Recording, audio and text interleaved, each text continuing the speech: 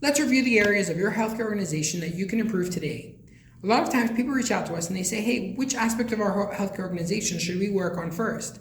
The first thing that I always suggest that they do is assess their productivity and their efficiency of their practices. Being able to understand this would be able to let them know how their bottom line is doing, because if they don't know how many patients that they're seeing or how much patients are showing up, they're not going to be able to understand whether they need to do more marketing, whether they need to hire more providers, whether they need to do more reminder calls, or just in being able to understand whether they're being able to get paid for the work that they're doing. So I always suggest they go ahead and look into their electronic health record and be able to find out how many patients were scheduled, and comparing that with the number of hours that the providers are working. Also being able to understand what percentage of those patients actually showed up, what percentage of those patients did not show up. If you're overloading your provider schedules, maybe it's time to go ahead and hire additional providers. If you don't have enough patients scheduled, maybe it's time to go ahead and do some marketing. Additionally, being able to understand what percentage of your patients are showing up maybe lets you understand that whether your front office people are doing your no-show reminder calls, whether they bring them back, whether you're doing your appointment reminders, and other important aspects of your organization.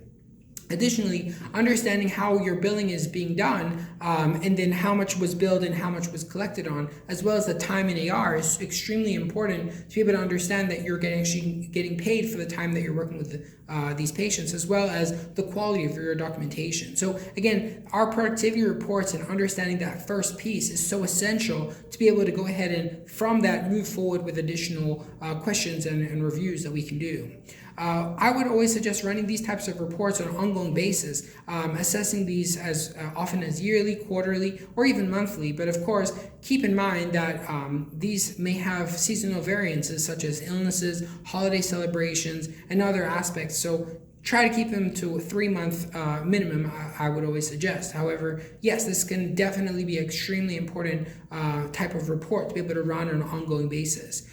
Again, using these data, you're going to be able to understand how well the efficiency of your practice is doing, what percentage of your patients are showing up to their appointments, how productive your providers are, and whether you need to be able to expand the hours, days, providers, etc., as well as being able to understand, whether it's time to go ahead and expand your practice. I would also suggest not just being able to see the income side of things, but also understand the expense side of things as well. So you may want to be able to look into things such as budgeting, looking into your expenses, and being able to make sure that your payer mix is actually being able to be optimal, and reviewing, understanding where your patients are actually coming from. This may also let you be able to understand what aspects of your organization that you can actually continue to grow and where your focus should be. If you have any additional questions, maybe you want to have questions about your healthcare's financial health, you want to understand what you should be focusing on or getting some strategic direction, feel free to reach out to us. Our website is perfectsweat.com. Thank you.